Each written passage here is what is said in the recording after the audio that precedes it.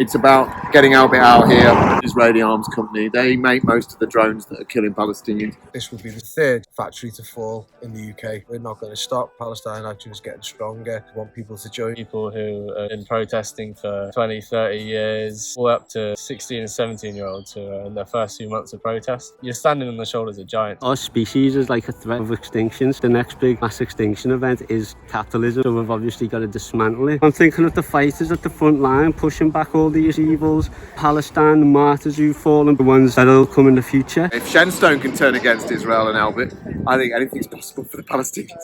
We're here not to get involved in the politics. You don't think that providing police presence, protecting a drone factory is inherently political? If you want to dismantle an arms factory, join Palestine Action. This is the most effective anti-arms campaign in the UK. Hello and welcome to Palestine Pod. I'm one of your hosts, Lara E. You might know me from Instagram as @GazanGirl, and I'm joined by my co-host, Mikey B. What's up, y'all? Mikey B on TikTok, Michael Schertzer on Instagram. And you can call me Mikey Intifada if you just punched a female activist in the face protecting a weapons manufacturing company. Before we get into today's episode, please like, comment, and subscribe if you hang out with us on YouTube. And if you're listening on a podcast app, subscribe with me for review. As always, you can find our full episodes and sources on PalestinePod.com. And if you want to get involved in the conversation, reach out to us at PalestinePod@gmail.com and give us a follow on Instagram @ThePalestine. Find us also on Patreon, where you get early access to the Palestine Pod episodes, an additional 1 to 2 podcasts per week, including our latest podcast, the Patreon Pod. It's a little more laid back. We talk politics, Palestine, pop culture, and get a little more personal. We're also hosting our monthly Zoom happy hours for Patreon subscribers only. So really exciting stuff. Check us out on patreon.com/Palestine. Hey folks, we've got a special episode of the pod today. This is a report from on the ground in Shenstone, United Kingdom. It's the encampment of the UAV engines facility, which is a subsect of Elbit, and this was a Palestine Action encampment. Since recording, 2 activists have been arrested. A female activist was brutalized by private security guards. Get down to the Shenstone location to show support if you can. If you can't, go ahead and donate to PalestineAction.org. This episode will likely be best received via YouTube. Please check out the episode on YouTube, but it will be released on all platforms.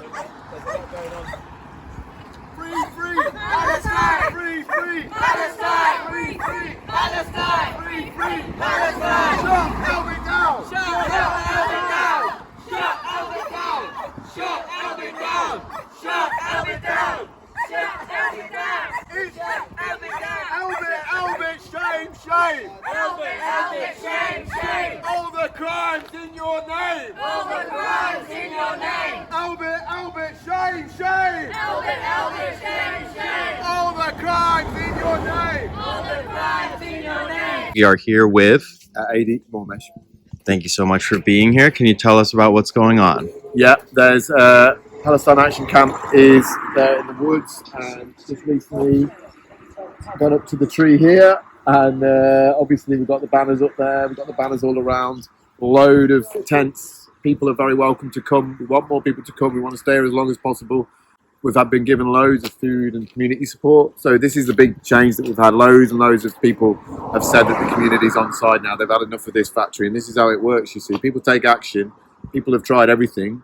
And so it's been direct action. People have gone in there. People have smashed up the windows, smashed up the top, smashed up the vents. And people have campaigned outside. There's local groups that are coming out.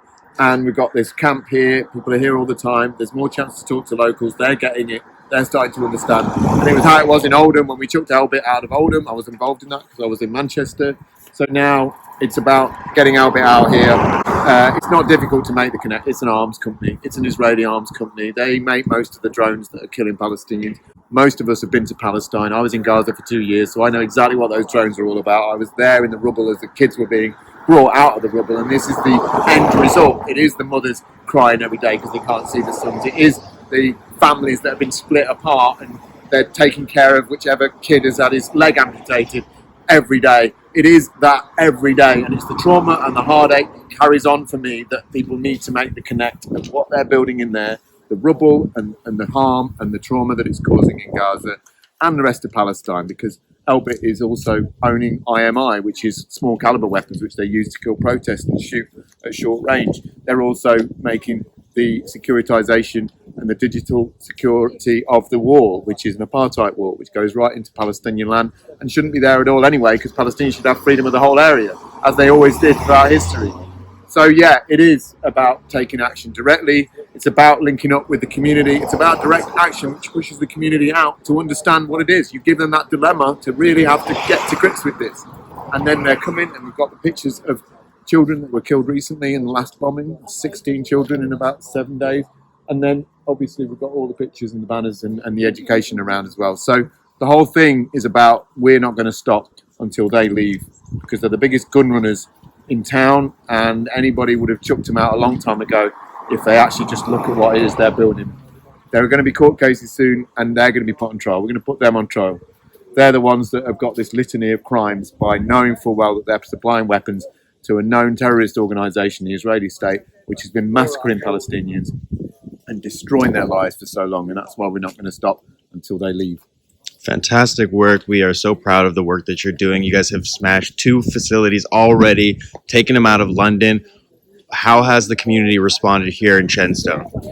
The community, I'll tell you what, it's changed dramatically now. And this is the sign of the whole country changing for me. Because when we were doing action, I was on the roof of this 2014 during the bombing of Gaza. While I was on the roof, 2 of my students were killed, one of them her entire family, by a drone. And this is an UAV, unmanned aerial vehicles. This is a subsidiary of Elbit. This is making the drones. So you can see that connect. But when I was here, the community was definitely very mixed.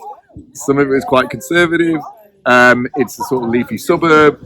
And you had, some people were coming around, but definitely we had a lot of animosity as well, because people weren't used to this. There'd never been a demo like this in the middle of this town. Sure. And no one had known this was an Israeli arms factory. No one understood what that meant for most of them. So now we've just had, just before you come the camera on, 3 different people bring us food, and that's local.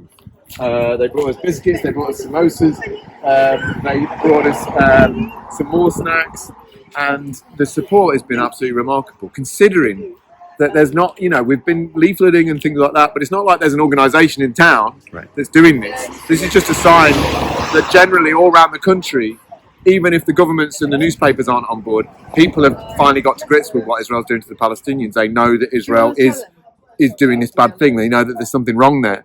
And so people are now coming in droves to come and meet us, which is never like this before. I remember what it was like before when we did a lot of demonstrations here. We were doing a lot in 2014, 15, 16. So now it's changed. There's no question. And most people, from what I understand, from what the locals are saying, they want this place out now. So if you have that perfect storm, and Israel and Elbit know when their days are numbered, this could be a wonderful sign for the Palestinians that finally, particularly after May last year, where people were really waking up, finally the whole world is saying enough of what Israel's doing. Let Palestinians have the same freedoms as anybody else, and enough of this horror of the arms industry that's supporting what it is right here in England. So I don't know, if Shenstone can turn against Israel and Elbit, I think anything's possible for the Palestinians. Love that. One more question, if you don't mind. What inspired you to get involved? It was mainly travel. To be honest, I travelled after uni, and I went to South America, and I just started meeting people that had different ideas. I didn't know enough about it until I'd done that. I came across some people at the time, when you're far away from England and you just let yourself sort of go into other parts of the world a little bit and learn, and you listen, you're going to get different versions of things than you used to growing up. And then once I went in 2007, and you see it for yourself, as soon as you open your eyes. You went to Palestine? Yeah, I was there in 2007 for just a month in the West Bank, and then I was there for 2 years, 2010, 2012.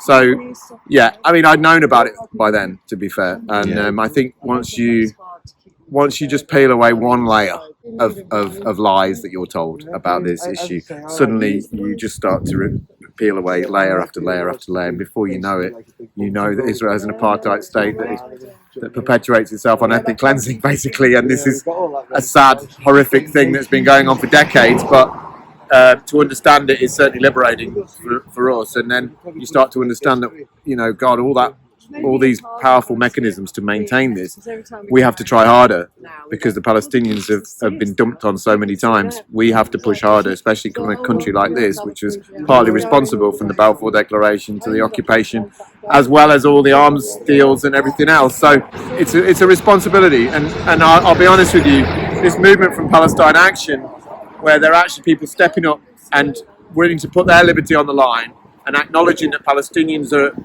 they're going to get in prison just for standing in front of their house, or killed for protesting. Understanding that, it's the first time I think I've seen a group that really makes me feel like we can be proud to say we are all Palestinian, and people are willing to step over the line a bit more and just get out of that comfort zone a bit more, because that's when these tectonic plates can shift, when people really do push to the level which is appropriate to what I saw in El Shifa Hospital with those kids coming in one by one during the bombing that I saw there. So that connect, anybody that was in the hospital with me would have run out and just said, right, we get hold of these weapons and we destroy them.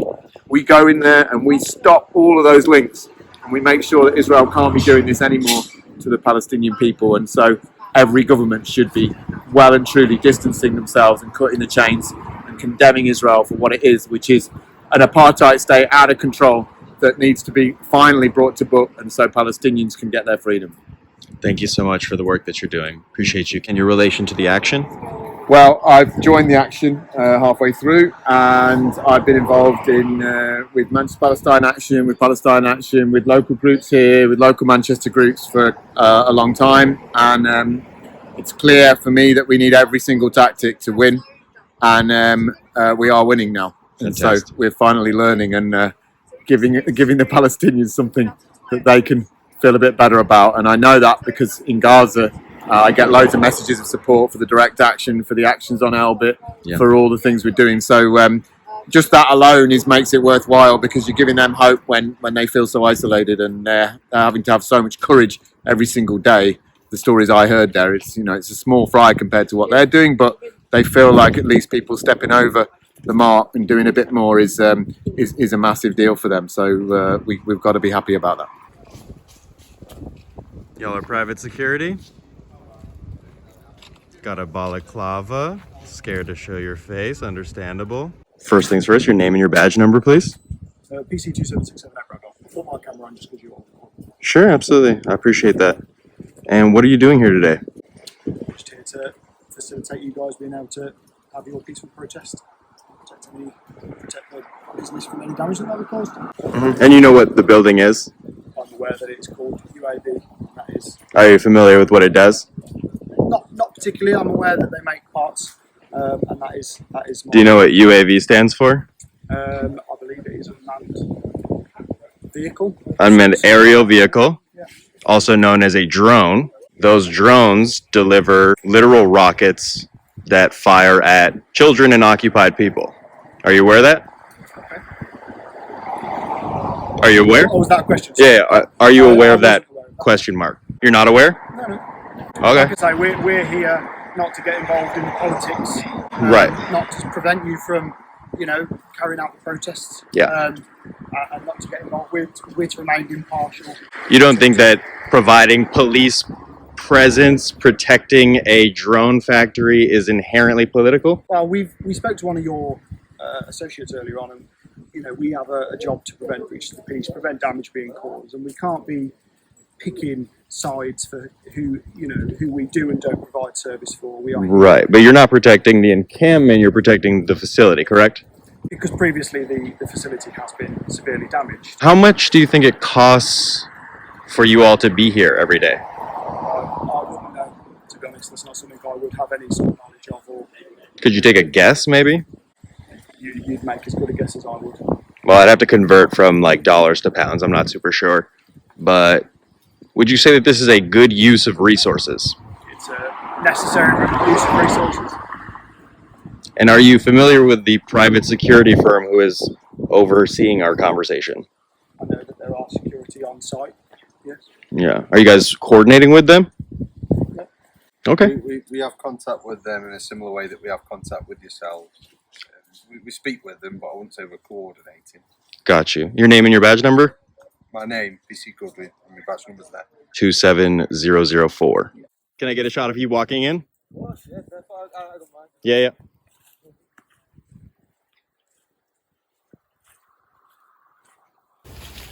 But yeah, so yeah, the very useful thing.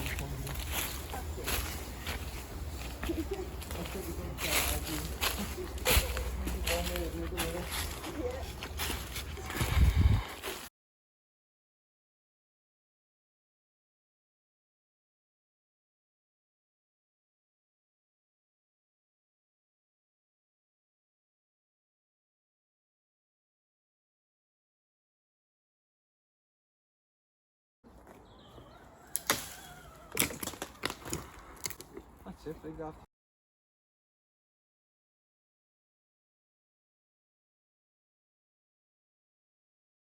Go ahead and tell us what's going on. First off, my name's Drew. Hey everyone. Well, we've been here for 7 days now. Elbit produce and manufacture weapons and munitions, and they predominantly make drones, including like Hermes 450, 900, and these drones have been used just last month in August to slaughter innocent Palestinians. And a lot of the reason for it is that a lot of the weapons are battle tested on Palestinians. A group of us in Palestine Action decided to put extra pressure on one of these factories. We decided to move into the woodlands, which just coincidentally happens to be across the way from the factory. So this is all just to put extra pressure on Elbit. So the site over there is actually named UAV Engines, which stands for Unmanned Aerial Vehicles, but it is part of Elbit. Elbit has death factories, as I call them, all over the world, and in the UK there was 10. However, in the last 2 years, Palestine Action has continually resisted and took action against them in the form of direct action. So that might be covering the building in paint, smashing windows, smashing locks, locking on, parking a car outside the factory or caravan, locking onto that, getting on the roof, getting inside the factory, breaking weapons, equipment. And it's to send a message that we won't be complicit in this. So yeah, last year there was a site in Oldham that closed. That's in Manchester in England. There's another site in London, which was like an office called Kingsway, which through direct action was also closed down. So yeah, since then we decided that we've got the skills to kind of live in the trees. So we live off the ground, keep safe, and we're going to come here and we're going to be a constant pressure, presence, resistance to UAV. In the meantime of the 7 days today of this happening, a group of people now have also moved directly outside the factory and are camped outside there. Wonderful, amazing Palestine actionists. And also today, another 2 Palestine actionists have actually got up into a tree, which is just above it kind of hangs over the factory. So the pressure it's like a cooking pot, and we can see that UAV is starting to shake. We predict that this will be the 3rd factory to fall in the UK, which will then leave 7. And we've already made a statement, and I'll say again that we're not going to stop. Palestine Action is getting stronger. We want people to join us. You can get on palestineaction.org and join us. We've had loads of local support as well. Tell me about that. Tell me, have people come by? What's going on? Well, yeah, I mean, I think at first local neighbours were quite, because we're actually in Shenstone, and Shenstone has been voted this year the poshest town in the UK. Yeah, people were a bit resistant, shall we say, at first, particularly locals who live at the side of this woodland. But when they've come in and spoken to us, we've managed to kind of level and we've explained why we're here and that we don't intend to stay here forever. We're just here as a presence. We're keeping to a small area, so we're keeping off the ground, so our environmental footprint is really low. So that's kind of worked. And then further to that, the other day the police came in. They do come in and out of the camp in the mornings and well, anytime really. But the police came in with the parish council. The parish council basically own this woodland.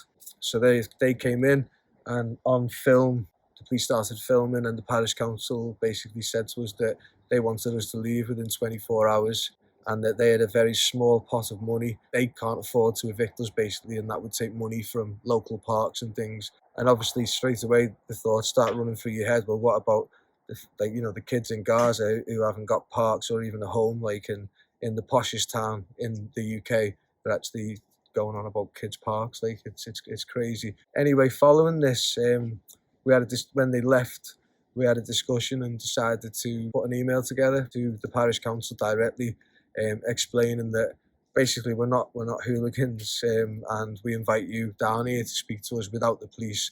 The only reason that we didn't speak to you was because we have a code of conduct. We don't talk to police. So about 15, 20 minutes later, the 2 people from the parish council came and they actually brought food for us and stuff, and said that the police had advised them to do that, and they'd use scare tactics. So they predicted that we would be digging tunnels, and they also predicted that we could have fires and 50 people here, and they gave them lots of worst case scenarios. However, once the parish council came and spoke to us and met us, they realised that actually, we're just people who really care, and they were lovely, and they said, as I say, the police had advised them to do that and use scare tactics, saying we were going to dig tunnels and stuff like that, and it was all nonsense really.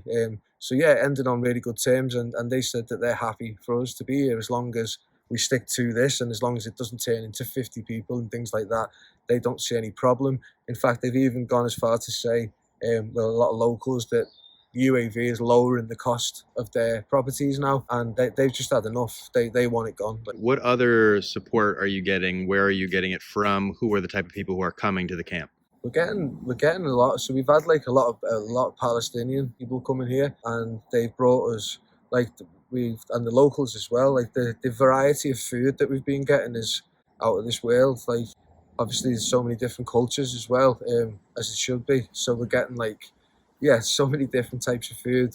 We've been so well looked after, and yeah, we were just really grateful, because ultimately without public support we just couldn't do this. We couldn't be sat here even with these suits on. It's all about support, and it's one thing with Palestine Action is there's no kind of armchair warriors.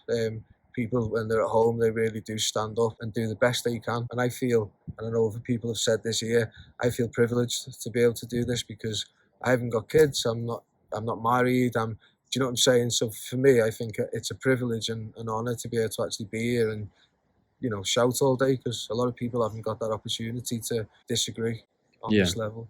How's morale at the camp right now? Morale's brilliant. We're just, we've just had so many wins over the last 7 days. It feels like 7 weeks, to be honest. We've had just so many wins with everything's a victory. An example, as I said to you before, one of our actionists had their head, their balaclava ripped off the head, and weren't giving it us back. So then we all just go up and say, you either give it us back or we come in and get it. And then ultimately they have to give it back then. And that is a victory to us, because it shows them people power and it shakes them. And it's all about shaking that pillar until the house falls down, basically.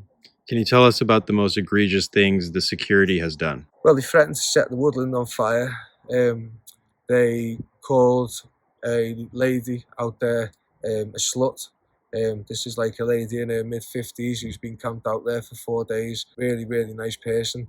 And they were so disrespectful, and they said they were going to smash her face in, her teeth in.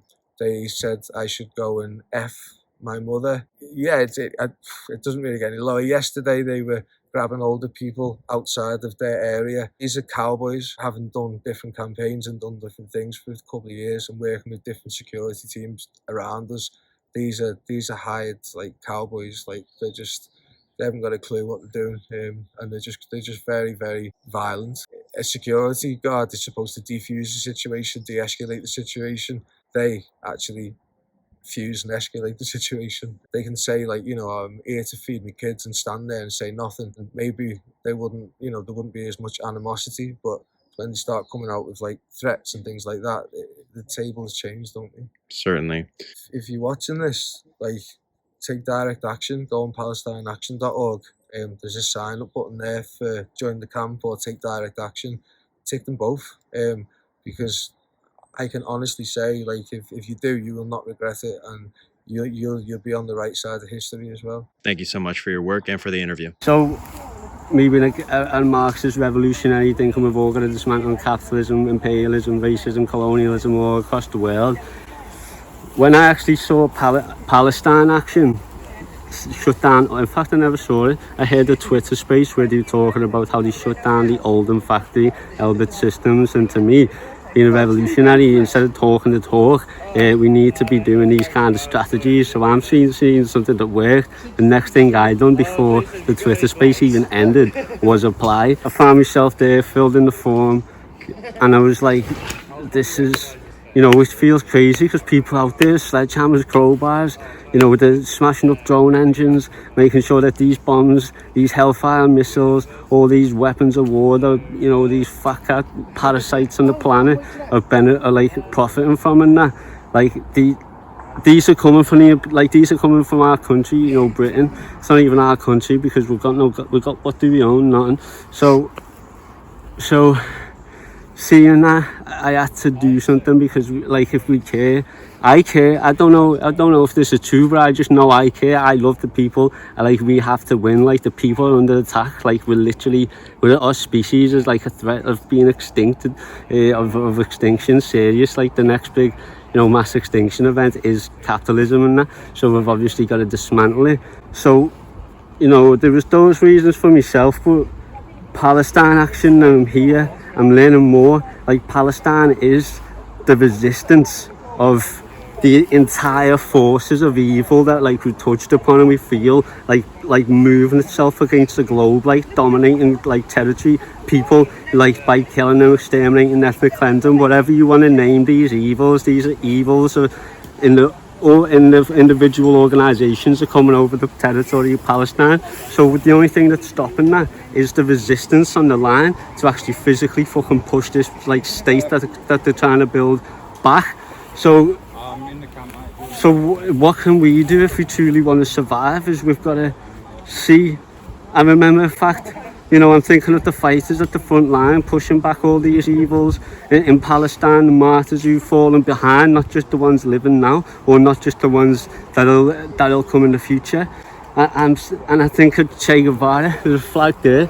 I think of that comrade who knew what needed to be done and done it. Rest in power. I'm thinking of him talking about guerrilla warfare, saying when you were fighting the barracks of Batista in Cuba, that, you know, obviously tormented and enslaved the entire population at the US fucking benefit, the US ruling class benefit.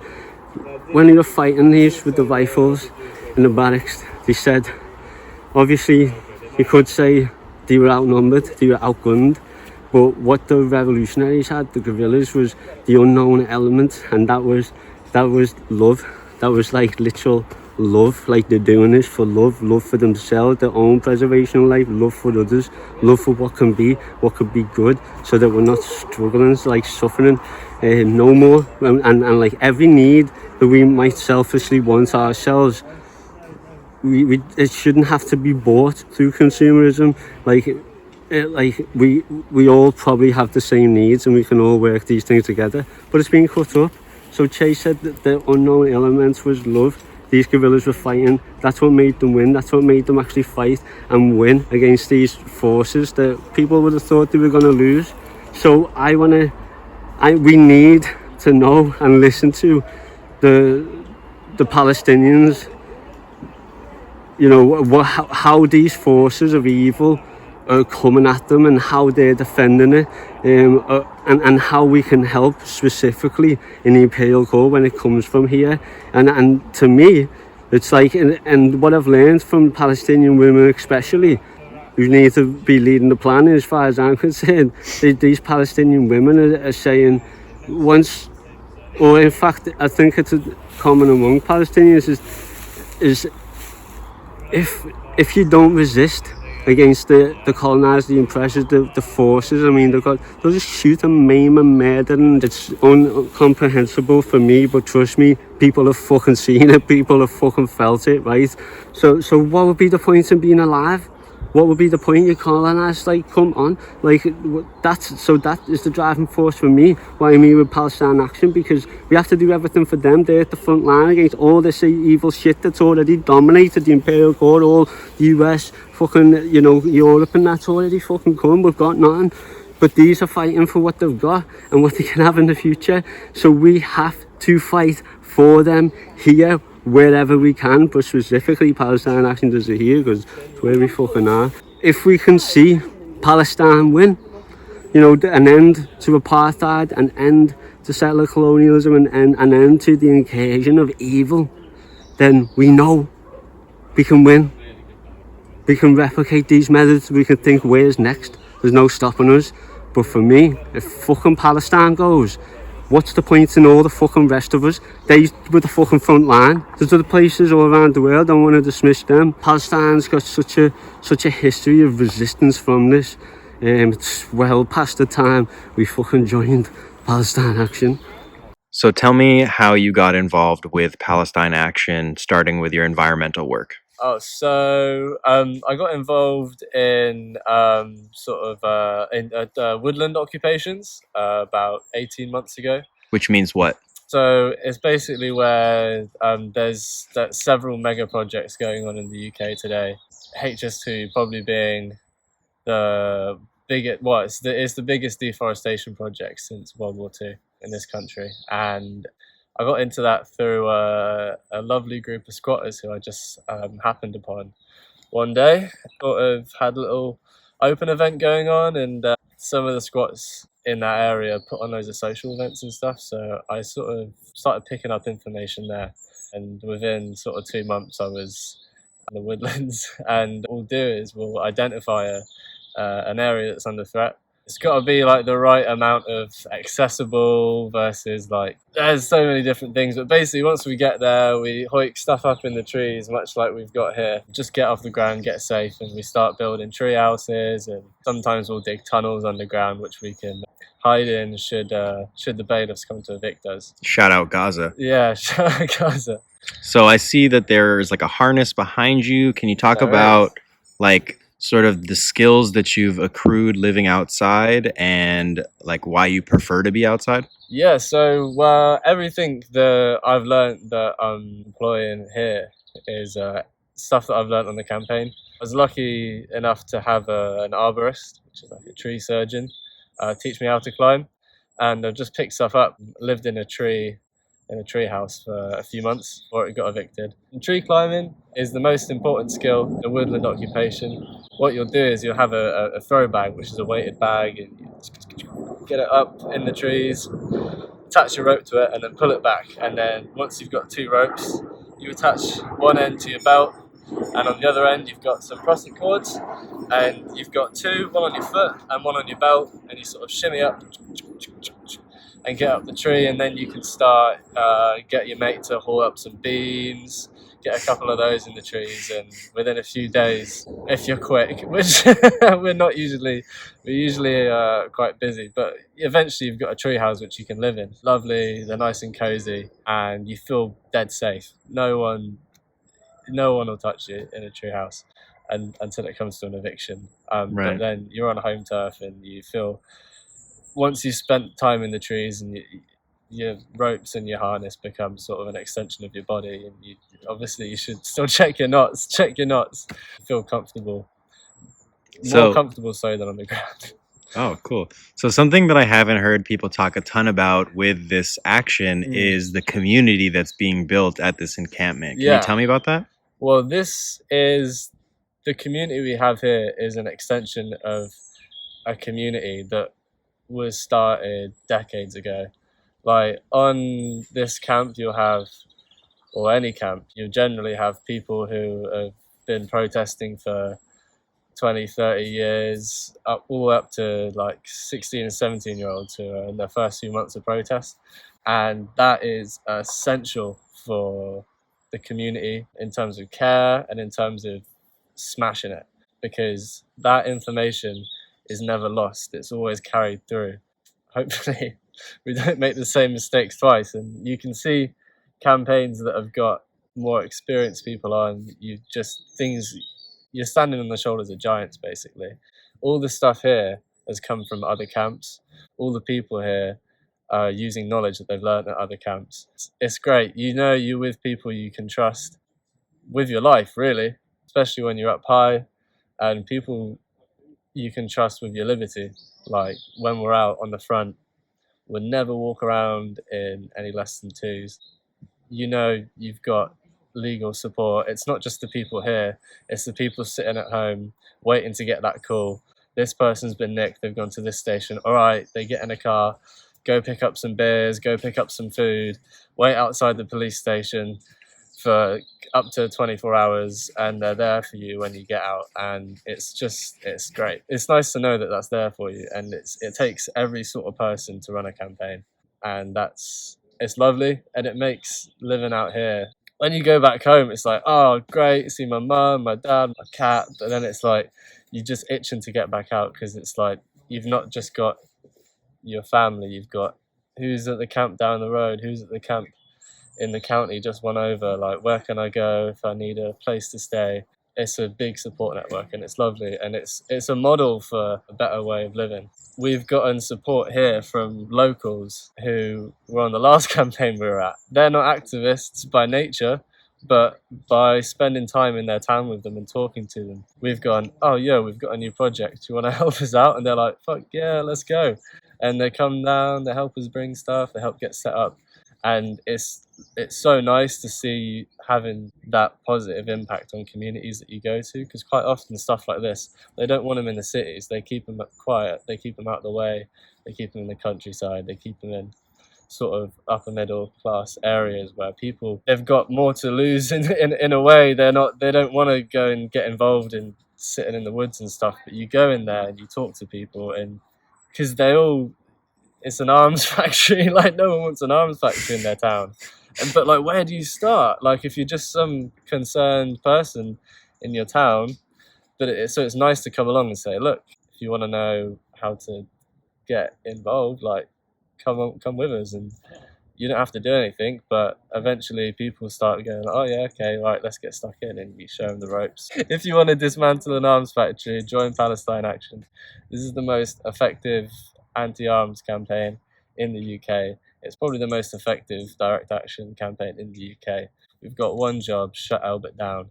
It's effective. We've already shut down 2 sites. This one's definitely on its way out. You can see the change in mood. Their windows at the front are all bricked in. They've not fixed them. And that to me is a sign that that place is on its way out. So we're here to build upon a legacy of Palestine actionists who have come before us. And we're here to sort of like encourage more people to come along and finish the job, basically. Great. Yeah. That was good. Can you just talk a little bit about the like community that you're building at the camp? Like people are cooking for each other, you know what I mean, stuff like that. Yeah, it's mad. We've had people come. I didn't realise Birmingham was so close. We've had people coming from Birmingham, bringing like food. It arrives, it's warm, it's brilliant, and it's like having people like that who aren't on the camps come, and you're sitting there thinking, oh right, how are we going to make dinner? And someone just rocks up with like 30 cases of biryani that they've just cooked up. You see it, and you always feel like oh, I can't believe someone's doing that he doesn't even know me. And it means other people can crack on with tree stuff, other people can go start disrupting the factory, and it means that every role is fulfilled by a different person, because a lot of people, especially people who are directly involved with the shit that's going on in Palestine, they have family members, they can't get involved because of their fear for their lives. Like as a person in this country, if you're not born in this country, your status is vulnerable. If you get into any sort of trouble, they're introducing new legislation in this country that will allow the government to deport anyone with dual nationality without having to give a reason. And so it's terrifying, and that's where people like me, who I'm able to put myself in that position, and it's everyone's fight. I'm not a target now for who I am, but I could be in the future. There's nothing to stop that, and we all need to work together before that becomes the case, because the way the world's going, who knows like yeah, we've got to look after each other. Any message for the people of Palestine? For the people of Palestine, fucking I'm sorry that we have places like this in our country, and I'm gonna do everything in my power to stop our complicity, and I hope that one day we can get together and keep going stronger. Great. Yeah. Thank you so much for the work that you're doing and for the interview. Yeah, man. Smiling.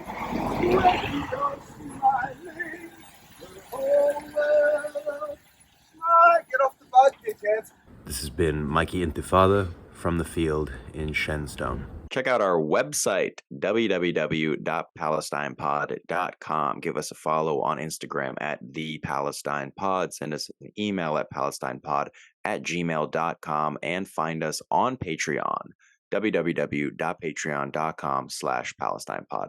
That's been another episode of the Palestine Pod. Thank you all so much for listening. Have a great day.